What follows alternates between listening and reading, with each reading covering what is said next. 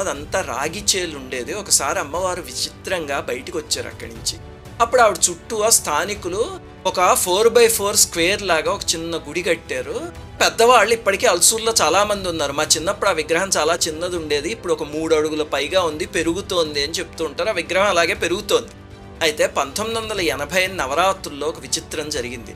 సుబ్రహ్మణ్య స్వామి అని ఒక అమ్మవారి ఉపాసకులు తమిళనాడులో తిరుపోరూర్ అనే ఊళ్ళో ఉండేవారు. ఆయన వచ్చి పూజ చేశారు అక్కడ. అప్పటి వరకు ప్రతిరోజు బయట నుంచి పూజ చేసేవారు. అప్పుడు నవావరణ పూజ జరుగుతూ ఉంటే సరే అని లోపలికి వచ్చారు గర్భాలయంలోకి.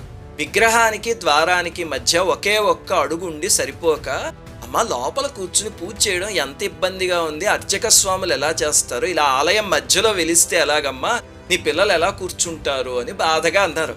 పక్క రోజు ఉదయం విజయదశమి రోజు తలుపు తెరిచి చూసేసరికి ఆ విగ్రహం వెనక్కి జరిగిపోయింది. బెంగళూరు వెళ్తే తప్పకుండా దర్శించుకోండి. అల్సూర్ పోలీస్ స్టేషన్ అని ఉంది.